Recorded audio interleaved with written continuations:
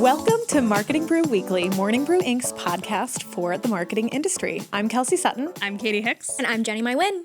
So something I've been thinking about a lot, you two, is that consumers or brands are not really on the same page about AI. And it's got me thinking, I think marketers might be in a little bit of an AI bubble. Say more. What does this bubble mean? So I recently covered some data about consumer perceptions about AI and its use in advertising. And the results are not exactly amazing for brands who are sort of using it every single day, every way they possibly can imagine.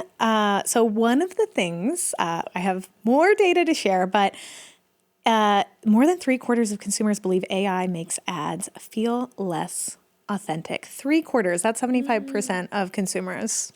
Synthetic media feels inauthentic. Right? Who could have guessed? And I feel like that's such a biting piece of data because authenticity is what every marketer is craving and working and striving for, right? Such a buzzword. Yeah. Yes, I totally agree. And I think basically the long and short of it is that consumers largely do not like to see AI in their advertising. They do not respond well to it. They don't find it trustworthy. And some of them say they're less likely to buy from brands who are using it in visible ways. Meanwhile, on the other side of the equation, AI is becoming more and more and more of a topic. It's more ubiquitous than ever, or particularly on marketing teams who are trying to figure out how to use it, what's the best way to use it. So my question for you is, will brands just continue pushing AI at all costs and hope consumers come around, that they decide to change their minds about this? Or is there a white space for brands or potentially agencies who embrace a no AI or a less AI angle in marketing and their processes? Mm-hmm. But first, are you out of breath trying to keep up with AI and the changes it's constantly creating? it can be exhausting, we know. That's why Morning Brew created a new podcast with PwC called The Intelligence Shift. This 8-episode series focuses on how AI is changing and disrupting different industries. Join host Dan Priest to discuss real stories and lessons learned from AI with expert guests. For example, did you know companies achieving the biggest productivity gains are actually boosting wages and headcount, not replacing jobs? And jobs that give AI complex work are falling behind, whereas jobs that give AI the basic work and give humans the more expert tasks are thriving. If you're interested in deep dives on those kinds of insights, this show is for you. Listen to The Intelligence Shift wherever you get your podcasts. Okay, I want to dive into this Harris poll report, Kelsey, that you reported on. So what were some of the main findings besides the fact that 2/3 of people don't like AI in their ads? Yes, it was an exclusive report from the Harris poll, the 4As, and Infili, and they worked on this together. What they found is that, I'm just going to rattle off a couple stats and we can dig into it. More than 2/3 of global consumers view AI as largely a marketing ploy. Mm-hmm. So when they see AI used in marketing copy or in any, in other instances, they are like, no. 78% of consumers believe AI makes ads feel less authentic, which I said at the top of the show. 3/4 of respondents said they find brands to be cringy when overusing AI. And around 2/3, 63% of consumers said they would be less likely to purchase from a brand that uses AI-generated ads. I mean, it's pretty damning.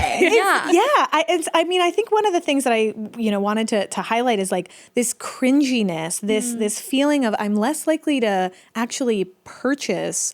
I mean, those to me indicate real business problems. Yeah. We talk about authenticity. That's something marketers are always chasing. They're always looking to achieve that, but also they want results. They want people to feel affinity for their brands and ultimately purchase from the brands.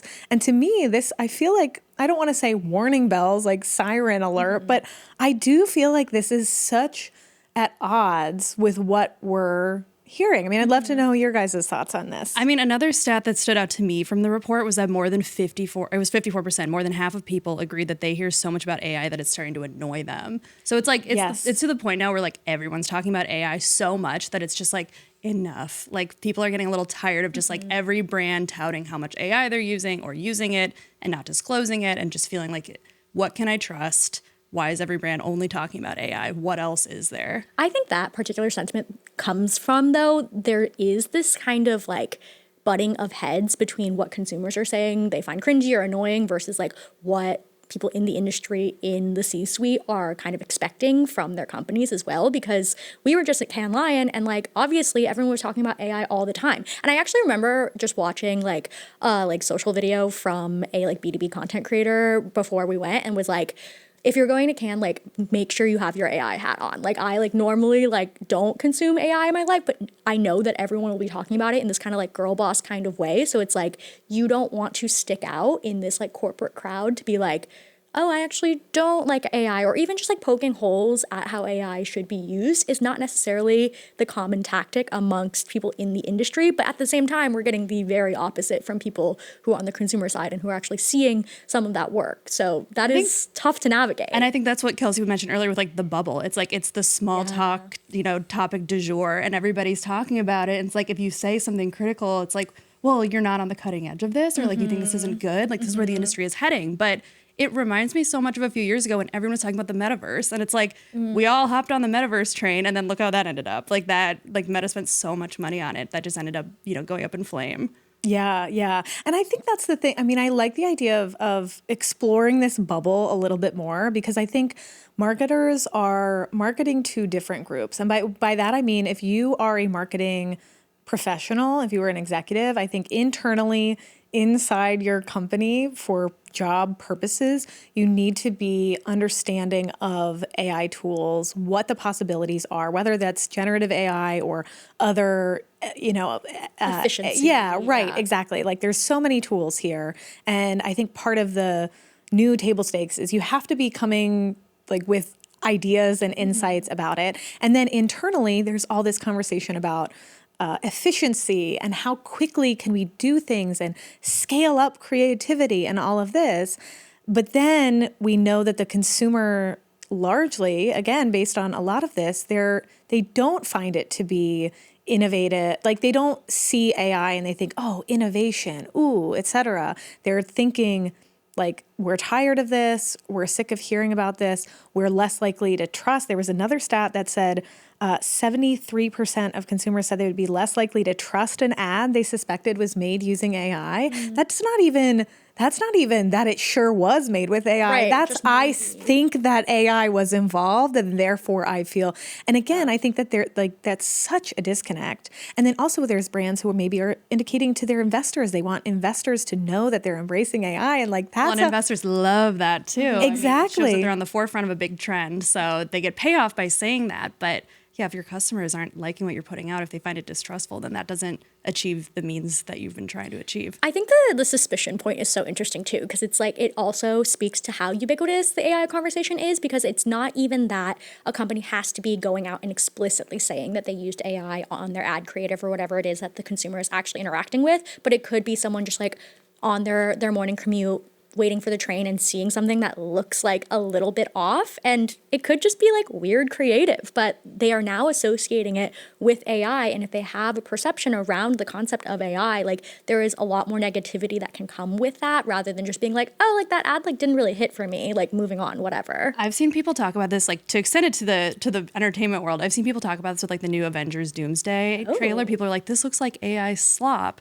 I don't think it was AI. I think it was probably CGI. I'm not totally sure. But the fact that people are now, like, if they don't like how something looks, calling it slop, regardless of whether or not it is AI or they can confirm that it's AI or not, is not a good sign, I would say, for generative AI used in creative purposes. Well, and I think that's such an interesting point, Katie, because I think we're seeing that just not like that's a great recent example. And I think I've seen that at a couple other times where there's like a weird CGI. There was this moment where people are doing like virtual IRL. Do you remember what this were? Brands were like, oh, we're like wrapping a subway car to look like a lipstick tube or something. But it's all it's all CGI, right? It's all. But again, people see that and it's like AI is becoming this catch-all for like ugly or not something that's not real, like, or something that they realize is intended to look real but isn't.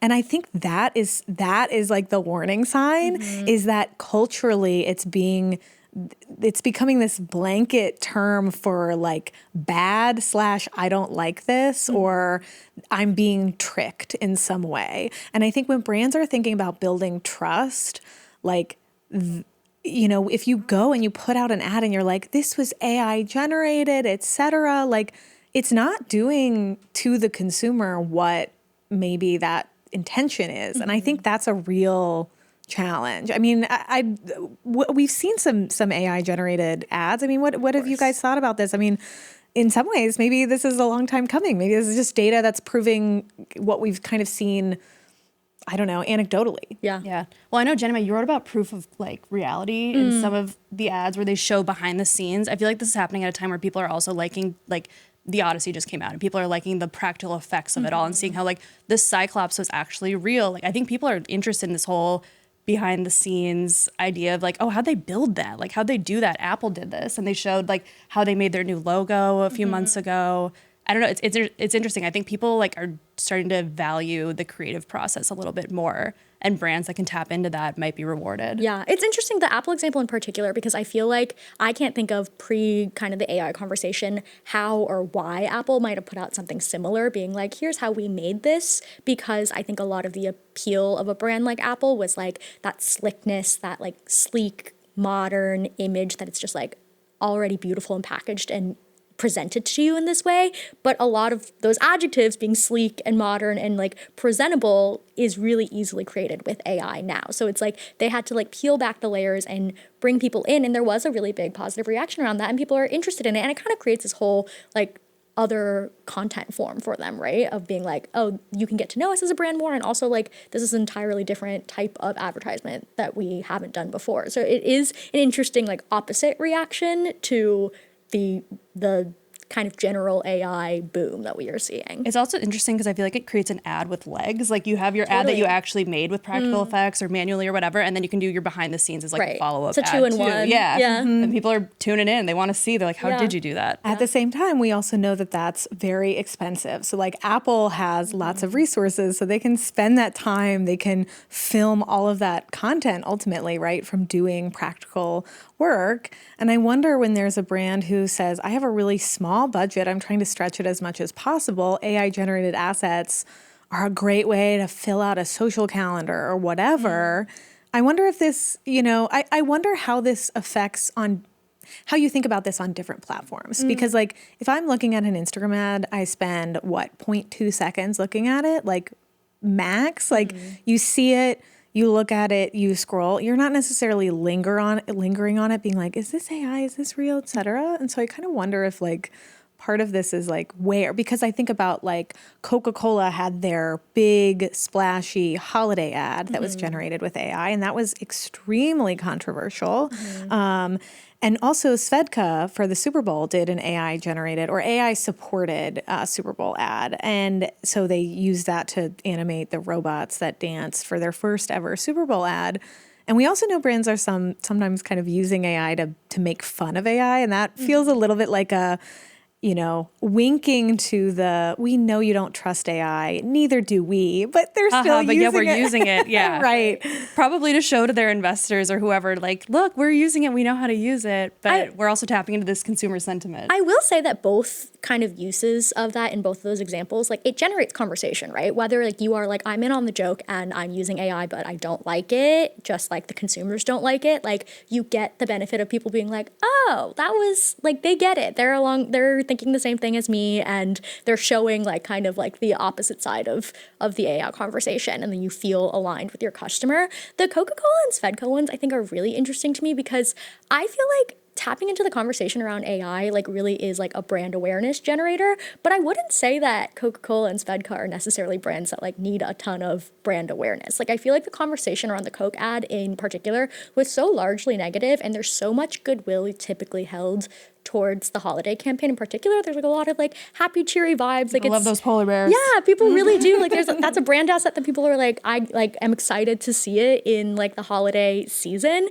So I think it was an interesting move to kind of like lean so hard into AI and like really make it known. Like it wasn't like they were very like covertly using it or just subtly using it. It was like, no, like this looks significantly different from all of the like different the past year's Coke It felt ads. to me kind of like forced consent a little bit, where it was like, like I remember one of the Coke executives came out and was like, this is the future, get on board or don't, like paraphrasing. But it was something like, this is what's coming. And like, I don't think customers respond well to that, where it's like, you better like this. They're like, well, we don't. Like, right. What are you going to do about it? Well, and I think, again, I think that's such it's a tricky place to be in, because consumers, I do think there's this huge effort to make AI ubiquitous in so many facets of life. And now we're seeing consumers saying, we don't like this.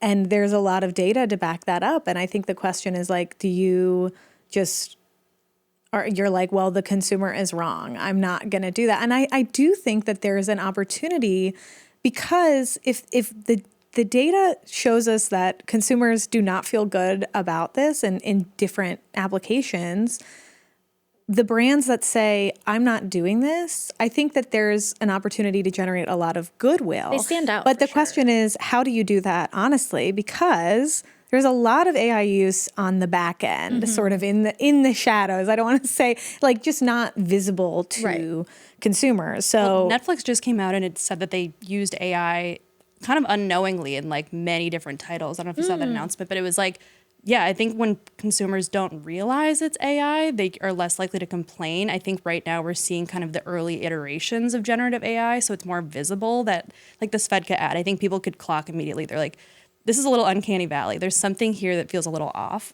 So it felt like this is probably AI, and then Svedka confirmed, like, and I think they also were like, we want to be one of the first brands to ever advertise at the Super Bowl using AI, and like, look at us, we're such an innovator. But yeah, I think it's still, I wonder, like, you know, with the Netflix example, like as it gets better and people have a harder time identifying AI generated content, you know, what does that look like? Yeah, or does that cast a big cloud over anything that seems off, even if it's just some bad CGI or something, you know what I mean? Like, I really do wonder about that. Something I wonder about is, you know, using AI sort of in the idea generation sort of concept stage. So according to this same report, more than half of industry professionals say they're using AI for concepting, idea generation. About half said they used it for visual asset creation. And then about 4 in 10 said they used AI for processes like copywriting or audience targeting and personalization, media planning and placement. Those to me feel like much less visible to the consumer. You're not going to necessarily say this ad was concepted using AI and then filmed like with real people.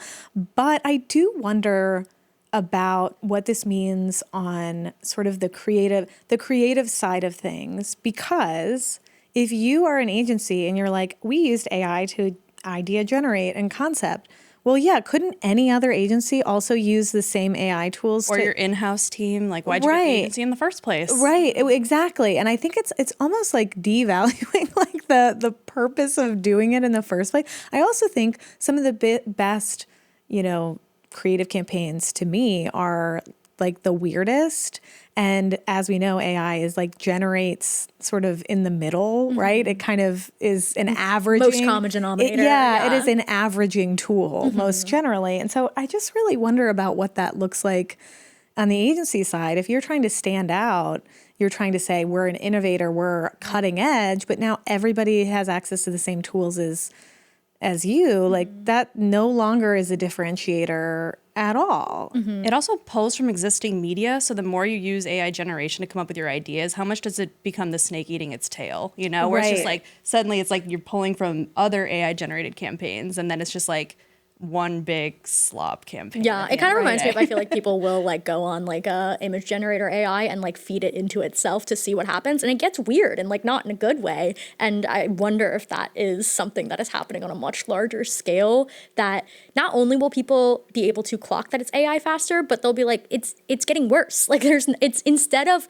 more AI usage honing the tool so that it's better, if it is only feeding on existing AI material, there is no new idea coming into that system to kind of like make it better and make it interesting. Also, something I think that's interesting about going back to the Svedka ad, I think, Kelsey, you said that like there was, or Katie, it was something about like wanting to be the first in the Super Bowl to use AI to generate their ad or to advertise with it. And I think that there's such an interesting kind of dichotomy between being the first to use AI versus like using AI well, right? Because if you use AI first, like you're kind of putting your brand on the chopping block to be like, oh, well, this is like not the best AI could be yet, but but it's like we're here, we're at the starting line before anyone else is, which generates its own kind of media. But if you wait until it's better, perhaps people will accept it more. But where do you come in? That's a tough choice as a brand to make. Yeah, yeah. Did you guys see anything about the REI ads on Meta platforms? Oh, yes. The AI generated images? I didn't see this, but I did see that Meta's AI tools were kind of messing up brands' advertisements. Yes, that's Yeah. exactly what it is. So REI ran, an ad campaign, and one of the ads, it was AI generated, was a bike with two sets of handlebars. So people were like, And it wasn't a tandem? yeah, and people were like, where do you sit on this bike? Why is REI selling this?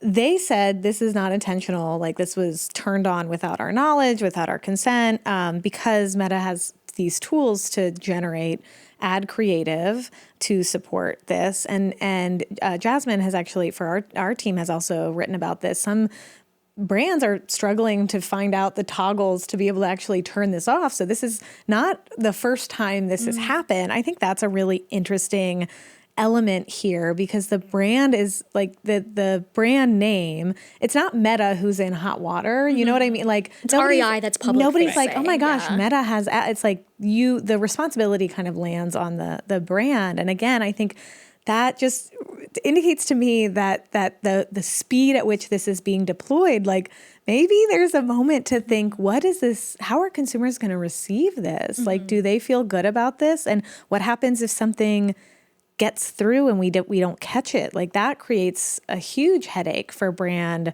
affinity and just consumer perceptions around brands. Yeah, it's an interesting piece of the efficiency conversation too, because something like this example, if a brand is just classically creating their creative and putting it on a Meta platform, it creates a new workflow where they have to make sure that they check that the AI tools are turned off, or if it is actually hard to find, there are a bunch of loopholes I imagine you have to jump through, whether that's in the actual software or you're the representative that you are working with, that creates such a longer process than just creating your assets and putting it on the platform, which is the opposite of what I feel like even AI purists are no, it's really just for efficiency. Even unintentionally, it can kind of create the opposite effect. Yeah, well, I think even the Coca-Cola ad from the holidays, I think they came out and said that they had to go through it multiple times. It wasn't they just say generate a holiday ad for Coke. It was they went through I think upwards of 100 times of just regenerating things, redoing stuff, editing it here and there to make sure it got to that point. So then it raises the question of